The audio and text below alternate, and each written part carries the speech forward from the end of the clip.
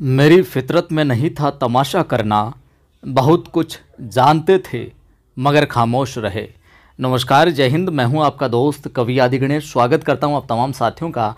Grade first Hindi के अंदर जो न्यू टॉपिक जोड़ा गया है, जो नई कहानी जोड़ी गई है, वो है पुरस्कार जयशंकर प्रसाद कृत।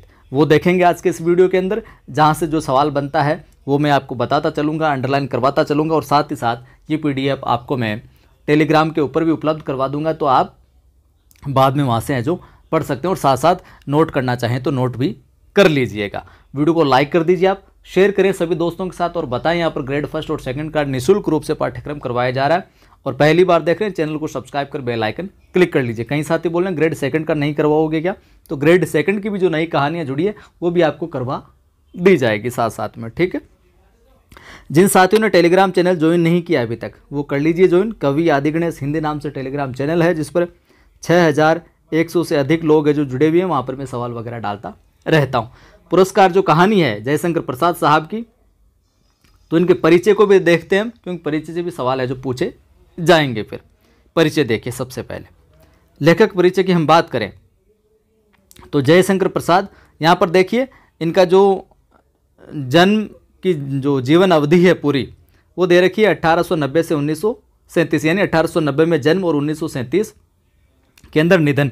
लेकिन आपको ध्यान में रखना इनका जन्म क्या है, 1889 और 90 दोनों ध्यान में रखना, पर ज़्यादातर 1889 है जो आपको देखने को मिलेगा। काशी में होता है जन्म, और ये सोंगनी साहू के नाम से है जो प्रसिद्ध थे, यानी किस परिवार में जन्मे थे। और 1909 ईस्वी में इंदू के संपादन से इनकी साहित्य यात्रा जो है आरंभ होती है। 1909 में इंदू के संपादन से पत्रिका, यहाँ से साहित्य के क्षेत्र में विशेष तौर से उतरते हैं। ये जो कामायनी तक अनवरत है जो चलती रहती है। इन्होंने नाटक भी लिखे, निबंध भी लिखे, कहानियाँ भी लिखी, उपन्यास, काव्य, गद्य काव्य और चंपू काव्य आदि जो तत्कालीन सभी विधाएँ थी उनके अंदर इन्होंने लिखा। उसके अंदर ये सिद्ध हस्त थे साहब। वे भारतीय संस्कृति, धर्म और दर्शन के गूढ़ तत्वों के व्याख्याता रहे। मानव चरित्र के विविध जो गुप्त और जटिल पक्ष थे उनके भी उद्घाटक रहे। और भारतीय समाज के खोखलेपन का जो निदर्शन, इतिहास के अवशेषों में मार्मिक और प्रेरक प्रसंगों का चयन, राष्ट्रीय गौरव की प्रतिष्ठा, नारी के व्यक्तित्व में ममता का भाव, श्रद्धा का भाव, त्याग और शक्ति और शौर्य का जो अवतरण, प्रकृति और मानव के संघर्ष और सहयोग का धूप छाई जो अंकन, नियति के विधान और मानवीय प्रयत्नों दोनों के सहयोग से मानव के उत्थान पतन का चित्रण इनकी रचनाओं में है जो दिखाई देता है। यानी कि इनकी रचनाओं के अंदर ये सारा का सारा कलेवर, ये सारी की सारी विशेषताएं, उनका चित्रांकन देखने को मिलता है। प्रसिद्ध रचनाओं की हम बात करें तो इनका पाठों के अंदर हमने बहुत विस्तार से, मैंने आपको परिचय पहले से ही करवा रखा है, और देख लीजिए।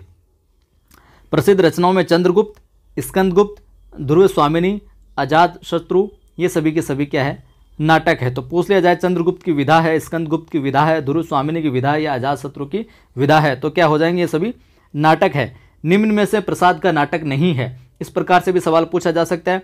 तो एक ये दे दिया, एक ये दे दिया, एक ये दे दिया, तीनों तो नाटक दे दिए, और एक है जो यहाँ पर कहानी संग्रह दे दिया मान लो, तो निम्न में से प्रसाद का नाटक नहीं है, तो वहाँ पर ये विकल्प सही हो जाएगा। तो इस प्रकार से विधाएं भी आपको याद रखनी है। बात करें उपन्यासों की तो तितली, कंकाल और इरावती, ये क्या है, उपन्यास, जिनमें ये अपूर्ण उपन्यास है। तितली, कंकाल और इरावती क्या है, इनके उपन्यास है। कामायनी इनका महाकाव्य है। और बात करें ये देवरथ, ये कहानी संग्रह है, ठीक है। ये इनकी प्रसिद्ध कृतियाँ। इनके अतिरिक्त भी बहुत सारी प्रसिद्ध कृतियाँ हैं जो मैंने आपको इनके विस्तार से परिचय में जो पाठों में करवाया था वहाँ पर करवा रखा है। जो आज कहानी हम पढ़ने जा रहे हैं पुरस्कार, इसके प्रसंग में थोड़ा सा देख लेते हैं, इस पाठ के परिचय को देख लेते हैं। तो जो पुरस्कार कहानी है, इनके 5वें कथा संग्रह, जिसका प्रकाशन कब हुआ था, 1936 में हुआ था, वहाँ से ली गई है। और इस कहानी के चरित्रों में भाव, सौंदर्य, अंतर्द्वंद्व और मनोवैज्ञानिक उतार चढ़ाव है जो देखने को मिलेगा। कौशल की राज्य परंपरा, पाठ के अंदर आएगा कौशल, राज्य कौशल की परंपरा के निमित्त अपना खेत देकर भी प्रतिदान स्वीकार न करने वाली कौन, मधुलिका, मगध के राजकुमार अरुण के सपनों में खोकर कौशल के दुर्ग पर आक्रमण में है जो सहयोगिनी बन जाती है। उसके प्रेम में पड़कर अपने ही राज्य को है जो दगा करने की और स्थिति में आ जाती हो। और लेखक ने उसके हृदय में राष्ट्र प्रेम और स्वप्रेम के संघर्ष की कहानी को बड़े मार्मिक ढंग से जो प्रस्तुत किया। फिर वो वापस है जो अपने राष्ट्र के हित में सोचती है। पाठ को प्रारंभ करते हैं। अभी तक भी लाइक शेयर नहीं किया तो कर दीजिए साहब, और ये ग्रेड फर्स्ट के अंदर शामिल की गई है कहानी, ध्यान में रखिएगा।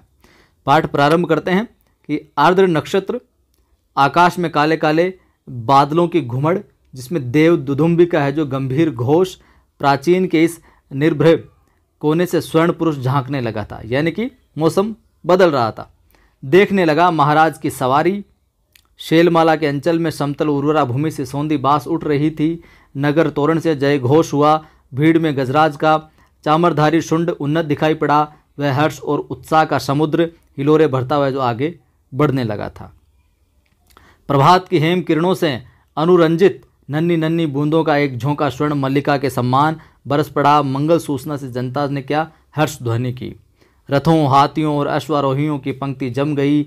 दर्शकों की भीड़ भी कम न थी। गजराज बैठ गया। सीढ़ियों से महाराज उतरे। सौभाग्यवती और कुमारी सुंदरियों के दो दल आम्र पल्लवों से सुशोभित मंगल कलश और फूल, कुमकुम तथा खिलों से भरे थाल लिए मधुर गान है जो करते हुए आगे बढ़ रहे थे। महाराज के मुख पर मधुर मुस्कान थी। पुरोहित वर्ग ने स्वस्त्यन किया।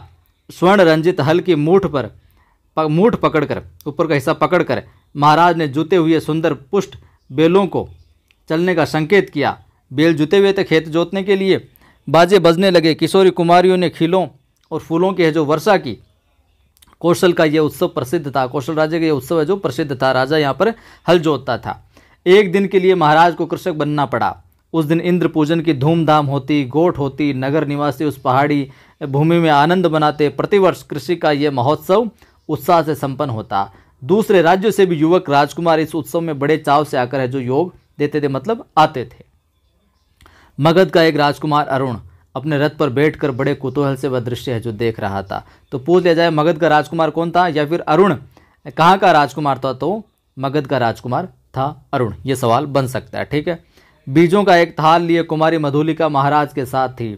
मधुलिका किसका थाल लिए थी महाराज के साथ में? बीजों का एक थाल। बीज था वो बोने के लिए खेत में। बीज बोते हुए महाराज जब हाथ बढ़ाते तब मधुलिका उनके सामने थाल कर देती। ये खेत मधुलिका का था। तो जो इस समय महाराज खेत जोत रहे थे, बो रहे थे, बीज बो रहे थे, वो किसका था? मधुलिका का खेत था। और जो इस साल महाराज की खेती के लिए जो चुना गया था। पाठ को आगे हम देखेंगे तब आप समझ में आ जाएगा कि क्या कुछ है।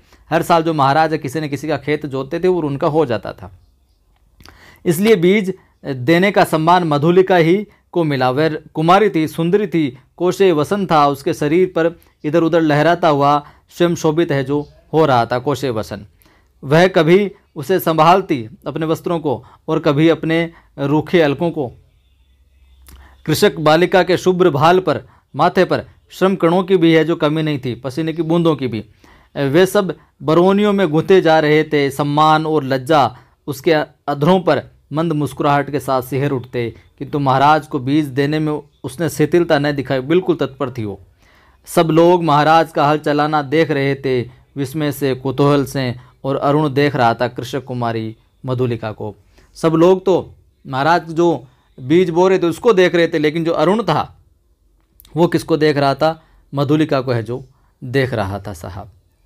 आगे देखिए।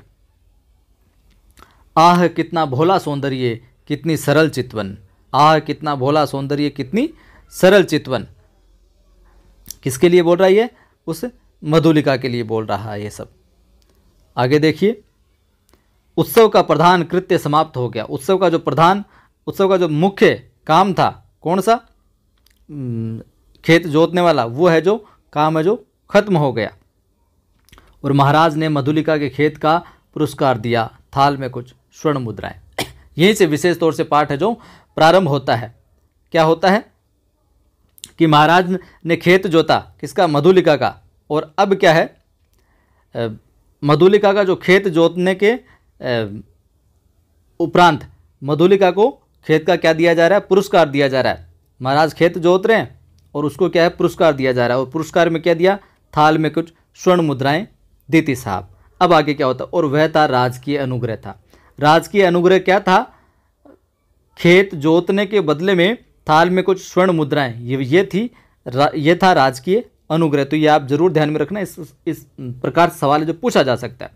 मधुलिका ने थाली सिर से लगा ली, जो पुरस्कार दिया गया उस थाली को सिर से लगाया, किंतु साथ ही उसमें जो स्वर्ण मुद्राएं थी उन मुद्राओं को महाराज पर न्योछावर करके है जो बिखेर दिया गया। तो उसे पुरस्कार था खेत के बदले में, लेकिन उसने सर के लगाया उस पुरस्कार को और महाराज के ऊपर है जो उसे जो थाल था स्वर्ण मुद्राओं का, महाराज के ऊपर क्या कर दिया, न्योछावर है जो कर दिया साहब।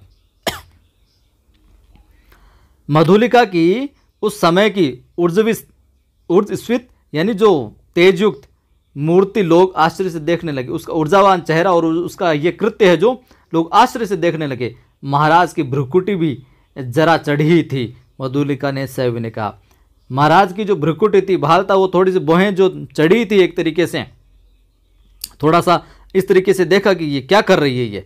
तभी मधुलिका ने सैव ने कहा, निवेदन के साथ कहा कि देव, ये मेरे पितृ पितामहों की भूमि है, कि हे देव, हे महाराज, ये जो भूमि है ये मेरे क्या है, पिताओं की, दादाओं की, दादा परदादाओं की भूमि है। इसे बेचना अपराध है, मैं इसे है जो बेच नहीं सकती, मैं इसे आपको बेच नहीं सकती हूँ, ठीक है। इसलिए मूल्य स्वीकार करना मेरी सामर्थ्य के बाहर है। आप जोतिए हल, ये परंपरा है यहाँ की कि राजा हल जोतता है, खेत बीजता है, तो आप बीजिए, लेकिन ये इसका जो मूल्य स्वीकार करना मेरी सामर्थ्य के बाहर है, मैं ये नहीं कर सकती। महाराज के बोलने के पहले वृद्ध मंत्री ने तीखे स्वर, जैसे महाराज बोलने वाले थे उससे पहले, महाराज के बोलने से पहले वृद्ध मंत्री जो बोलता है तीखे स्वर में, बिल्कुल कड़कती हुई आवाज में क्या कहता है, अबोध, क्या कर रही है, राजकीय अनुग्रह का तिरस्कार, तेरी भूमि से चौगुना मूल्य है ये, फिर कौशल का यह सुनिश्चित राष्ट्रीय नियम है, तू आज से राजकीय रक्षण पाने की अधिकारिणी हुई, इस धन से अपने को सुखी बना दूं। तो ये पूछ लिया जाए तो ध्यान में रखना, अबोध क्या कह रही है, ये किसका कथन है, वृद्ध मंत्री का, ध्यान में रखना, पूछा जा सकता है, ठीक है। राजकीय रक्षण की अधिकारिणी तो सारी प्रजा है मंत्रीवर। अब यहां पर ध्यान में रखना, राजकीय रक्षण की अधिकारिणी तो सारी प्रजा है मंत्रीवर, किसका कथन है, मधुलिका का। बहुत अच्छा सवाल बन सकता है यहां पर, ठीक है। तो महाराज को भूमि समर्पण करने में तो मेरा कोई विरोध नहीं था, मैंने तो विरोध किया नहीं कि महाराज को मैं भूमि नहीं दूंगी जोतने के लिए, और न मैं विरोध कर रही हूं, किंतु मूल्य स्वीकार करना असंभव है। मधुलिका उत्तेजित हो उठी। मधुलिका उत्तेजित होकर उत्तेजित स्वर में कहती कि मूल्य स्वीकार नहीं कर सकती, मैंने विरोध नहीं किया, खेत को आप जोतिए, ये महाराज का अधिकार है, मैं न इसका विरोध करूँ न करूंगी। महाराज के संकेत करने पर मंत्री ने कहा, महाराज ने संकेत किया और मंत्री कहता है, देव, मंत्री ने कहा, देव, वाराणसी युद्ध के अन्यतम वीर सिंहमित्र की ये एकमात्र कन्या है। फिर वो मंत्री कहता है कि ये जो वाराणसी का युद्ध हुआ था उसमें जो अन्यतम वीर थे, वीर योद्धा की भूमिका निभाए थे सिंहमित्र, उनकी ये कन्या है। तो महाराज चौंक उठते हैं इस बात पर, सिंहमित्र की कन्या है ये। तो ये पूछ लिया जाए सवाल, मधुलिका किसकी कन्या है, सिंहमित्र की कन्या है। और जो सिंहमित्र किस युद्ध के अंदर, सिंहमित्र ने किस युद्ध के अंदर भाग लिया था, वाराणसी के युद्ध के अंदर भाग लिया था। ये सवाल भी, इस प्रकार से सवाल भी है जो पूछा जा सकता है। जिसने मगध के सामने कौशल की लाज रखी थी, मगध के सामने कौशल की लाज किसने रखी थी, ये सवाल भी पूछा जा सकता है, सिंहमित्र ने। और उसी वीर की कन्या क्या है, मधुलिका। ये तो इन्हीं 3-4 पंक्तियों के अंदर 3-4 सवाल बन सकते हैं और बहुत अच्छे सवाल बन सकते हैं। हाँ देव, सविनय मंत्री ने कहा, हाँ देव, ये वही है। इस उत्सव के परंपरागत नियम क्या है मंत्रीवर, महाराज ने पूछा। इस उत्सव के परंपरागत नियम क्या है मंत्रीवर, किसका कथन है, महाराज का, ध्यान में रखिएगा। देव, नियम तो बहुत साधारण है कि किसी भी अच्छी भूमि को इस उत्सव के लिए चुनकर नियमानुसार पुरस्कार स्वरूप उसका मूल्य है जो दे दिया जाता है, ये नियम है केवल, और वह भी अत्यंत अनुग्रह पूर्वक, अर्थात भू संपत्ति का 4 गुना मूल्य उसे दिया जाता है। उस खेती को वही व्यक्ति वर्ष भर देखता है और वह राजा का खेत है जो कहा जाता है। महाराज को विचार संघर्ष से विश्राम की अत्यंत आवश्यकता थी। महाराज चुप रहे, जय घोष के साथ सभा विसर्जित हुई, सब अपने अपने शिविरों में चले गए, किंतु मधुलिका को उत्सव में फिर किसी ने है जो नहीं देखा। वह अपने खेत की सीमा पर विशाल मधुक वृक्ष के चिकने हरे पत्तों की छाया में अनमनी चुपचाप बैठी रही। तो मधुलिका कहाँ पर बैठी रही, खेत की सीमा पर विशाल मधुक वृक्ष, किस वृक्ष के पूछा जाए तो मधुक वृक्ष के। रात्रि का उत्सव अब विश्राम ले रहा था। राजकुमार अरुण उसमें सम्मिलित नहीं हुआ। वह विश्राम भवन में जागरण कर रहा था। आंखों में नींद न थी, प्राची में जैसे गुलाबी खिल रही थी, वही रंग उसकी आंखों में था। सामने देखा तो मुंडेर पर कपोती एक पैर पर खड़ी, पंख फैलाए अंगड़ाई ले रही थी। अंगड़ाई ले रही थी। यहां पर देखिए आगे, अरुण उठ खड़ा हुआ। द्वार पर सुसज्जित अश्व था, घोड़ा था। वह देखते देखते नगर तोरण पर जा पहुंचा। रक्षक गण ऊँग रहे थे। अश्व के पैरों के शब्द से चौंक उठे। जाने कौन आया? युवक कुमार तीर सा निकल गया, बिल्कुल जैसे तीर निकलता है बाण धनुष से। सिंधु देश का तुरंग प्रभात के पवन से पुलकित हो रहा था। घूमता हुआ अरुण उसी मधुक वृक्ष के नीचे जा पहुंचा जहां पर मधुलिका थी। जहां मधुलिका अपने हाथ पर सिर धरे हुए खिन्न मुद्रा है, जो खिन्न मुद्रा का सुख ले रही थी। अरुण ने देखा एक छिन्न माधवी लता वृक्ष की शाखा से च्युत होकर पड़ी है। सुमन मुकुलित थे, भ्रमर निष्पंद। अरुण ने अपने अश्व को मौन रहने का संकेत दिया कि चुप रहना, बोलना मत, आवाज मत करना। उस सुषमा को देखने के लिए, परंतु कोकिल बोल उठी। उसने अरुण से प्रश्न किया। कोकिल प्रश्न कर रही है अरुण से कि छी, कुमारी के सोए हुए सौंदर्य पर दृष्टिपात करने वाले धृष्ट, तुम कौन हो? तो ये पंक्ति देकर पूछी जा सकती है किसका कथन है, किसने प्रश्न किया? कोकिल ने। बहुत अच्छा सवाल बन सकता है। मधुलिका की आंख खुल पड़ी। उसने देखा एक अपरिचित युवक। वह संकोच से उठ बैठी। बधरे, तुम ही ने कल उत्सव की संचालिका रही हो? कि तुम ही तो कल उत्सव की संचालिका रही थी? उत्सव? हाँ, उत्सव ही तो था कल। उस सम्मान की बोलता है, क्या आपको कल का स्वप्न सता रहा है? ये अरुण पूछता है, क्या आपको कल वाला स्वप्न सता रहा है? भद्र, आप क्या मुझे इस अवस्था में संतुष्ट न रहने देंगे? अरे यार, तुम मुझे शांति से बैठने दोगे कि नहीं बैठने दोगे?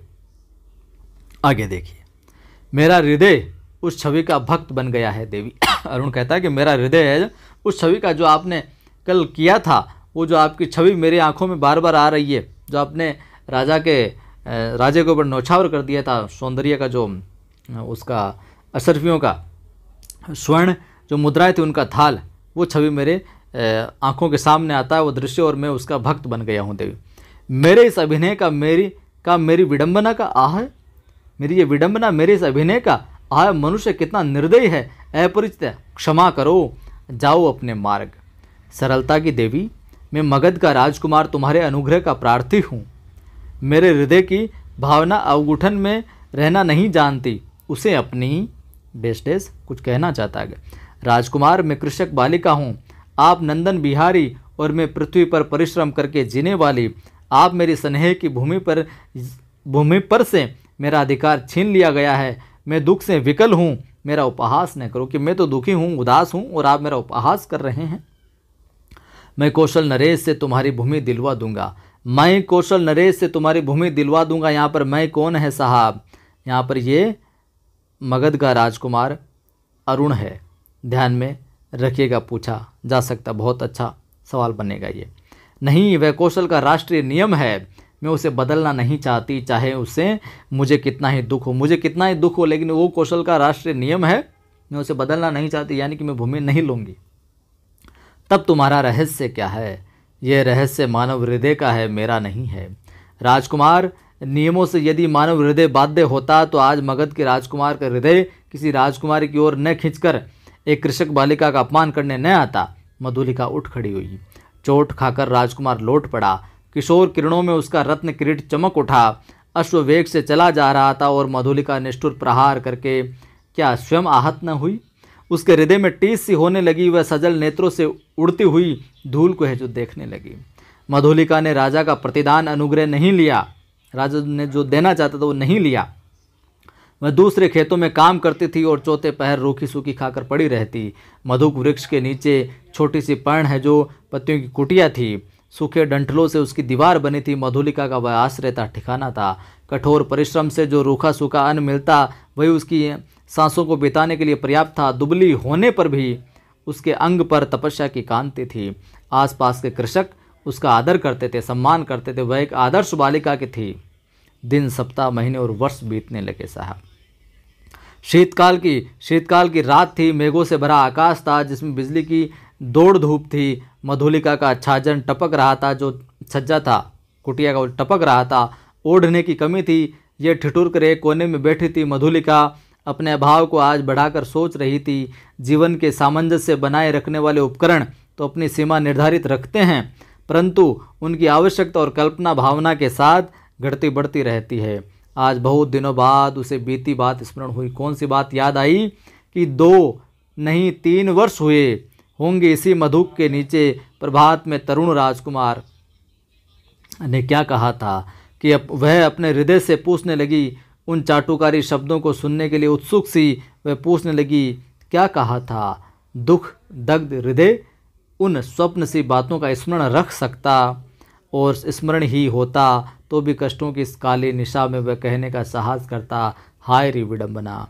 आज मधुलिका उस बीते हुए क्षण को, पलों को लौटा लेने के लिए विकल थी। वो चाहती थी जो उस समय मेरे साथ वो राजकुमार ने बातें की थी, जो घटना वो चाहता था कि ऐसा हो, उसके लिए वो विकल थी कि वो क्षण मुझे वापस मिल जाए।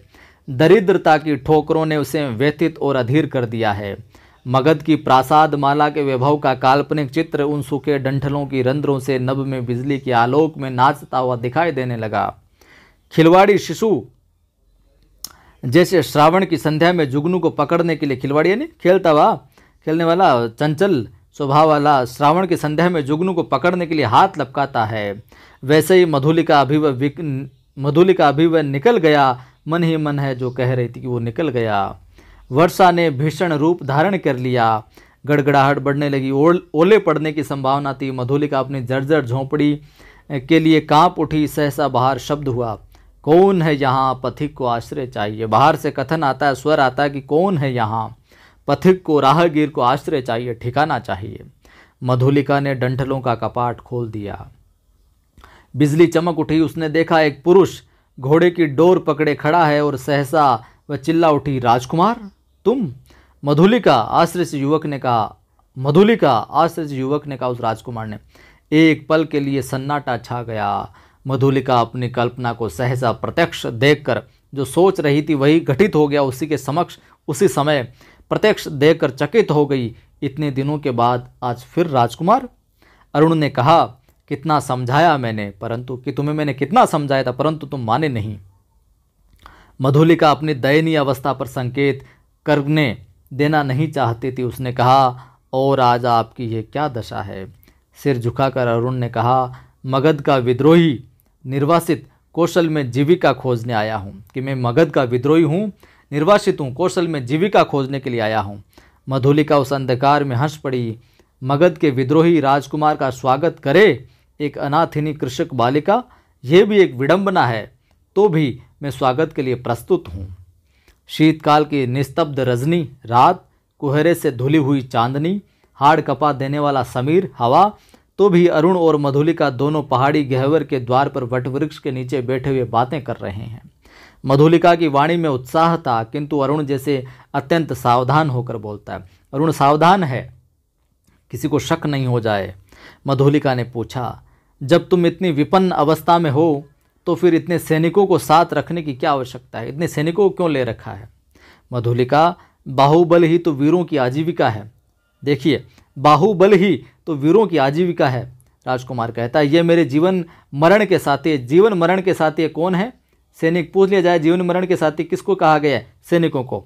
भला मैं इन्हें कैसे छोड़ देता हूँ, और इन्हें कैसे छोड़ देता और करता भी क्या? ये 2-3 सवाल यहाँ पर बहुत अच्छे हैं जो बन सकते हैं। पहले भी यहाँ सवाल बनाया गया है। क्यों हम लोग परिश्रम मेहनत कमाते और खाते, अब तो तुम भूल न करो मैं अपने बाहुबल पर भरोसा करता हूँ। राजकुमार कहता है कि भूल न करो मैं अपने बाहुबल पर भरोसा करता हूँ और नए राज्य की स्थापना कर सकता हूँ। निराश क्यों हो जाऊँ मैं? उम्मीद नहीं खो सकता।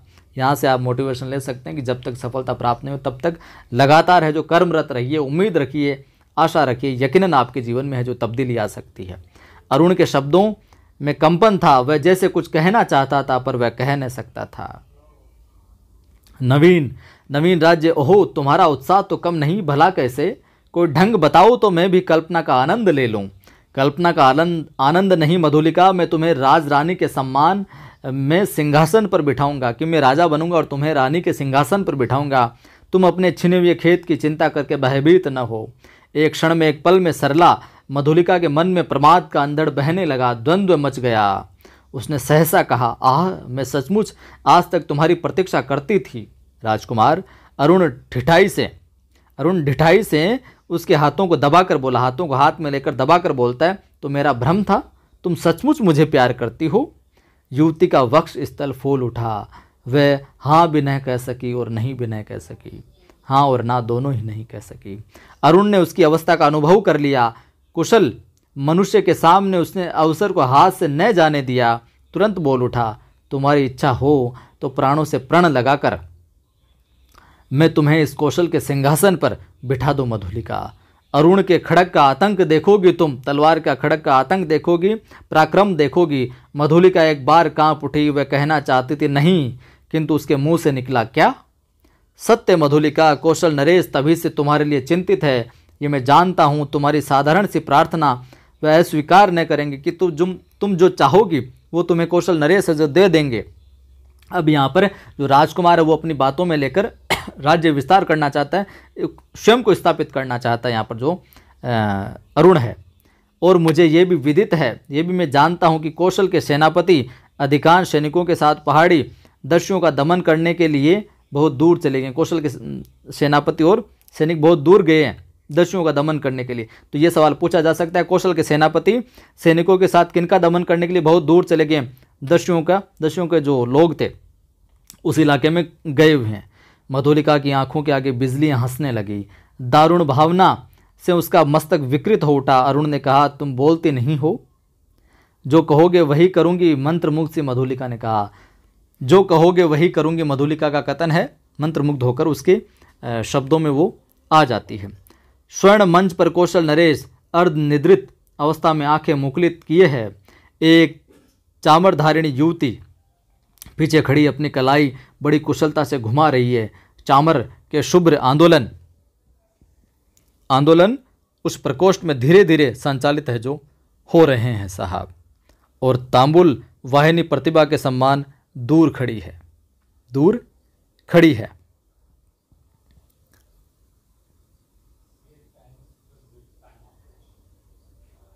दूर खड़ी है।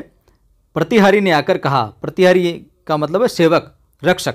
प्रतिहारी का क्या मतलब है? सेवक या रक्षक। जय हो देव, एक स्त्री कुछ प्रार्थना करने आई है। आंखें खोलते हुए महाराज ने कहा, स्त्री प्रार्थना करने आई है, आने दो। प्रतिहारी के साथ मधुलिका आती है साहब। प्रतिहारी यानी सेवक। पूछा जा सकता है प्रतिहारी का क्या मतलब? सेवक या फिर रक्षक या रक्षक कह सकते हैं। आइए, उसने प्रणाम किया। महाराज ने स्थिर दृष्टि से उसकी ओर देखा और कहा, तुम्हें कहीं देखा है? महाराज के पास जाती है मधुलिका तो महाराज कहते हैं कि तुम्हें कहीं देखा है मैंने। 3 बरस हुए हैं देव। मधुलिका कहती है 3 बरस हो गए महाराज। देव, मेरी भूमि खेती के लिए ली गई थी, आपने खेत को जोता था। ओ, तो तुमने इतने दिन कष्ट में बिताए। राजा कहते तुमने इतने दिन कष्ट में बिताए, आज उसका मूल्य मांगने आई हो क्या? तुम आज मूल्य, उस दिन तो अस्वीकार कर दिया था, तुम आज मूल्य मांगने आई हो क्या? अच्छा, तुम्हें मिलेगा। प्रतिहारी सेवक कहता है मिलेगा तुम्हें। यहाँ पर माफ़ कीजिएगा, सेवक का कथन है कि इतने दिन तुमने कष्ट में बिताए, तुम्हें है जो सब कुछ मिलेगा। नहीं महाराज, मुझे मूल्य है जो नहीं चाहिए। नहीं महाराज, मुझे मूल्य नहीं चाहिए। मूर्ख, फिर क्या चाहिए? उतनी ही भूमि दुर्ग के दक्षिण की, मुझे ज़्यादा कुछ नहीं, उतनी ही भूमि चाहिए जितनी आपने जोती थी, और वो भी मुझे कहाँ चाहिए? दुर्ग के दक्षिण नाले के समीप की जंगली भूमि चाहिए।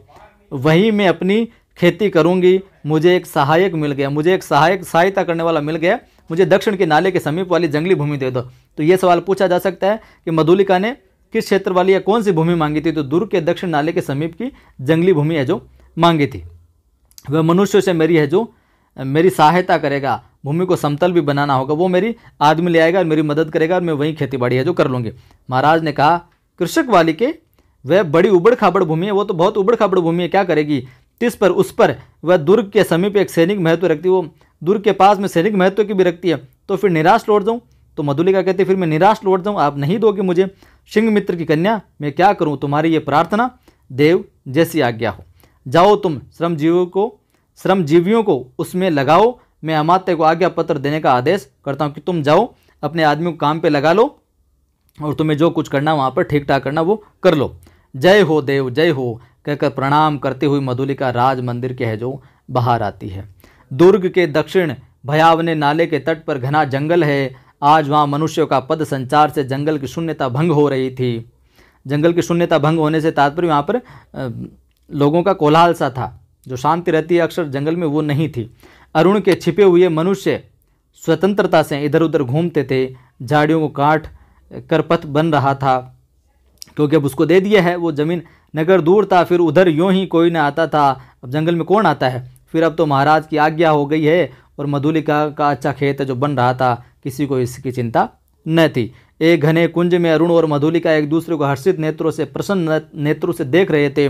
संध्या हो चली थी। उस निविड़ वन में उस नवागत मनुष्यों को देखकर पक्षीगण अपने नीड़ को लौटते हुए अधिक कोलाहल कर रहे थे। वहाँ पर लोगों का झुंड देखा, लोगों को काम करते हुए देखा, लोगों का शोर देखा, तो उधर से जो गुजरने वाले पक्षी थे, पक्षीगण यानी पक्षियों का जो समूह था, वो अपने घोंसलों में नीड़ में लौटते हुए भी अधिक शोर कर रहे थे, कोलाहल है जो कर रहे थे, ज़्यादा चहचहा रहे थे।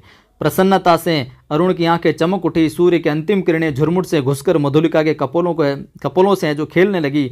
अरुण ने कहा, 4 पहर और विश्वास करो, प्रभात में ही इस जीर्ण कलेवर कौशल राष्ट्र की राजधानी श्रावस्ती में तुम्हारा अभिषेक होगा और मगध से निर्वासित मैं एक स्वतंत्र राष्ट्र का अधिपति बनूंगा। मधुलिका, ये किसका कथन है? अरुण का कथन है। और मगध से निर्वासित कौन था, ये भी पूछा जा सकता है सवाल। तो मगध से निर्वासित कौन? अरुण। तो ये सवाल भी है जो पूछा जा सकता है। भयानक अरुण, तुम्हारा साहस देखकर मैं चकित हो रही हूँ। केवल 100 सैनिकों से तुम, ये कथन किसका है? मधुलिका का। कि भयानक अरुण, तुम्हारा ये जो साहस है, ये हिम्मत देखकर मैं चकित हो रही हूँ, आश्चर्यचकित हो रही हूँ।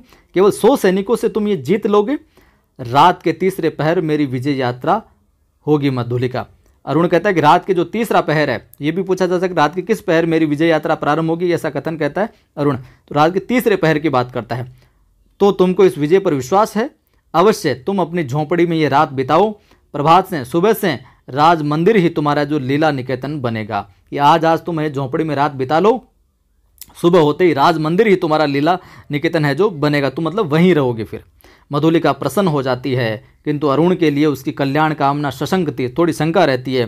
वह कभी कभी उद्विग्न सी होकर बालकों के समान प्रश्न कर बैठती है, प्रश्न करने लग जाती है जैसे छोटे बच्चे जो करने लग जाते हैं। अरुण उनका समाधान कर देता है। फिर सहसा अचानक कोई संकेत पाकर उसने कहा, अच्छा अंधकार अधिक हो गया, अभी तुम्हें दूर जाना और मुझे भी प्राणपण से इस अभियान के प्रारंभिक कार्यों को अर्धरात्रि तक जो पूरा कर लेना चाहिए, इसलिए रात्रि भर के लिए विदा, आज रात के लिए विदा। मधुलिका उठ खड़ी हुई। कंटीली झाड़ियों से उलझती हुई क्रम से बढ़ने वाले अंधकार में वह अपनी झोंपड़ी की ओर है जो चली जाती है। पथ अंधकार में हो जाता है। मधुलिका का हृदय भी निविड़तम से गिर जाता है। हृदय में भी एक तरीके से अंधेरा छाने लग जाता है। उसका मन सहसा विचलित हो जाता है। मधुरता उसके नष्ट हो जाती है। जितने सुखों की उसने कल्पना की थी वह जैसे अंधकार में विलीन होने लग जाता है और भय उसके अंदर आ जाता है। वह भयभीत हो जाती है। पहला भय उसे अरुण के लिए उत्पन्न हुआ। तो पूछ लिया जाए मधुलिका के मन में पहला भय किसके लिए उत्पन्न होता है? पहला भय अरुण के लिए उत्पन्न होता है। ये बहुत अच्छा सवाल बन सकता है। यदि वह सफल हो जाता, भय क्या था? यदि वह सफल हो जाता है, माफ़ कीजिए, यदि वह सफल न हुआ तो फिर सहसा सोचने लगी, वह क्यों सफल हो? श्रावस्ती दुर्ग एक विदेशी के अधिकार में क्यों चला जाए? विदेशी कौन यहाँ पर? अरुण। क्यों चला जाए? अब वो वापस राष्ट्रभक्ति उसकी जागती है। मगध कौशल का चिर शत्रु, मगध और कौशल के हमेशा शत्रु रहे हैं। ओ उसकी विजय! कौशल नरेश ने क्या कहा था? सिंहमित्र की कन्या, सिंहमित्र कौशल का रक्षक वीर, उसकी कन्या आज क्या करने जा रही है ये अपने राष्ट्र के साथ? नहीं नहीं, मधुलिका अंदर से आवाज़ आती है, नहीं नहीं मधुलिका। मधुलिका जैसे उसके पिता का उस अंधकार में पुकार रहे थे, वह पगली की तरह चिल्ला उठी, रास्ता भूल गई। रात एक पहर बीत चली पर मधुलिका अपनी झोंपड़ी तक है जो नहीं पहुंची। वह उधेड़ बुन में विक्षिप्त सी चली जा रही थी। उसकी आंखों के सामने कभी सिंहमित्र कभी अरुण की मूर्ति अंधकार में चित्रित हो जाती है। उसे सामने आलोक दिखाई पड़ता है। वह बीच पथ में खड़ी हो जाती है। प्राय 100 उल्काधारी अश्वारोही अश्वों पे आरूढ़ चले आ रहे थे और आगे आगे एक वीर अधेड़ सैनिक था। उसके बाएं हाथ में अश्व की वल्गा थी और दाहिने हाथ में नग्न खड़ग। तो पूछा जा सकता है नग्न खड़ग किस हाथ में थी? दाहिने हाथ में। अत्यंत वीरता से वह टुकड़ी जो सैनिकों की टुकड़ी थी वो अपने पथ पर चल रही थी, परंतु मधुलिका बीच से है जो हिली नहीं। प्रमुख सैनिक पास आ गया पर मधुलिका अब भी नहीं हटी। सैनिक ने अश्व रोकर घोड़ा रोकर कहा, कौन? कोई उत्तर न मिला। तब दूसरे अश्वारोही ने कड़क कर कहा, तू कौन है स्त्री? कौशल के सेनापति को शीघ्र है जो उत्तर दे। जो कौशल का सेनापति आ रहा था उधर से, जो दस्युओं को पराजित करने के लिए गया था ना दूर तक, कौशल का सेनापति और उसके सैनिक, तो कौशल के सेनापति उस जंगल के रास्ते से आ रहे थे कि कौशल के सेनापति को शीघ्र जवाब दे तू।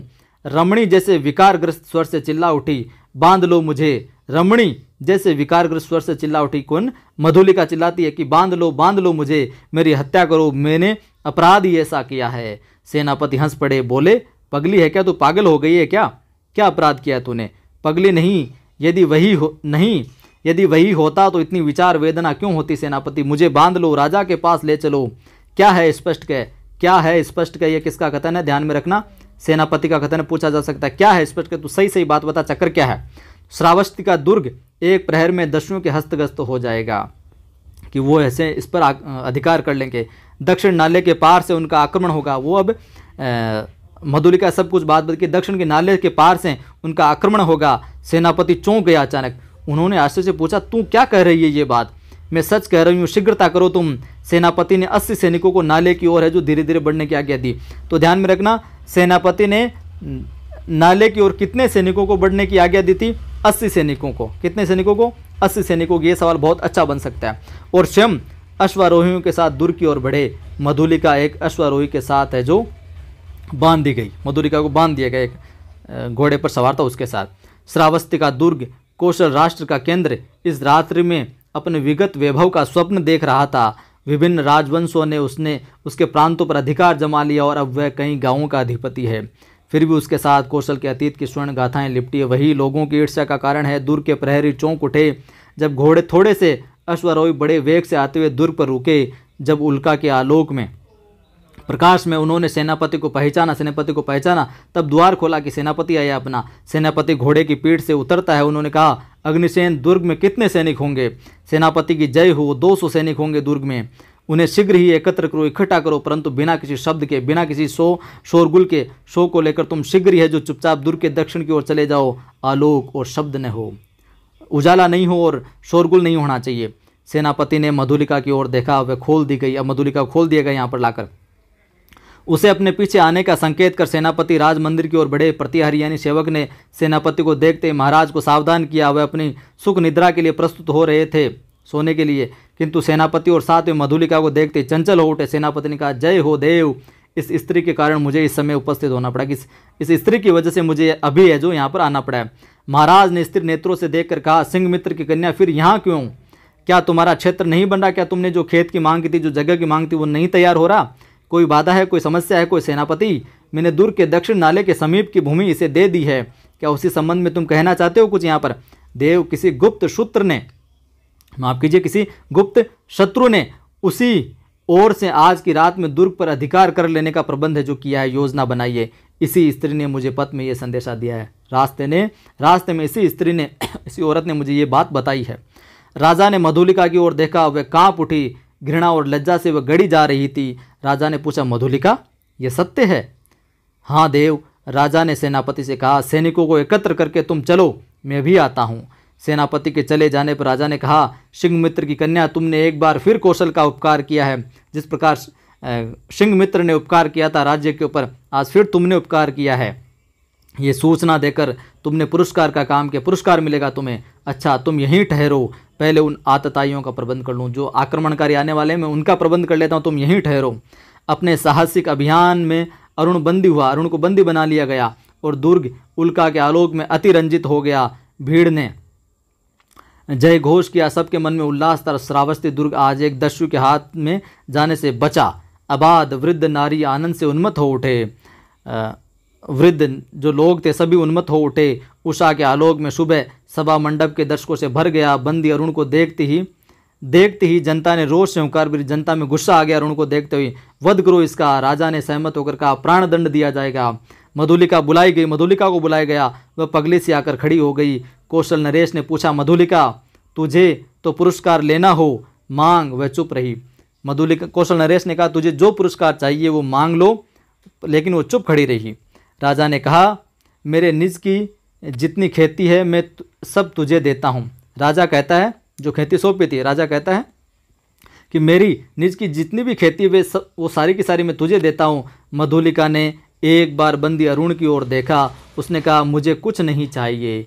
अरुण हंस पड़ा। राजा ने कहा, नहीं, मैं तुझे अवश्य दूंगा, मांग ले तो मुझे भी प्राण दंड मिले। कहती हुए बंदी अरुण के पास जा खड़ी हुई। तो मुझे भी प्राण दंड मिले, किसका कथन है? मधुलिका का कथन है साहब। और तो मुझे भी प्राण दंड मिले, ये पुरस्कार कहानी की अंतिम पंक्ति। इस प्रकार से भी सवाल है जो पूछा जा सकता है। शब्दार्थ में आपको थोड़ा सा बता देता हूँ यहाँ पर। प्राचीर, परकोटा, चार दीवारी, उर्वरा, उपजाऊ, शुंड, हाथी की शुंड, और स्वस्तैन यानी मांगलिक कार्य, खिलो यानी बताशे, कोशे, वसे यानी रेशमी वस्त्र, अलको यानी बाल, केश, शुभ्र सफ़ेद जानते हो, श्रमकण पसीने की बूंदे बता दिया जानते हो। यहाँ पर प्रतिहारी सेवक, ये जरूर ध्यान में रखना। उल्काधारी यानी मशाल लिए हुए एक तरीके से। तो ये था पाठ। कैसा क्या लगा आपको जो फर्स्ट ग्रेड में कहानी जोड़ी गई है? अगर अच्छी लगी है तो वीडियो को लाइक कर दीजिए।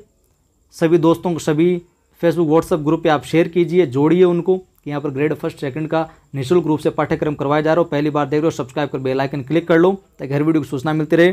टेलीग्राम चैनल का लिंक डिस्क्रिप्शन में मिल जाएगा। कवि आदिगणेश हिंदी नाम से टेलीग्राम चैनल है, ज्वाइन कर लीजिए। वहाँ पर भी मैं सवाल वगैरह डालता रहता हूँ। जय हिंद, फिर मिलता हूँ।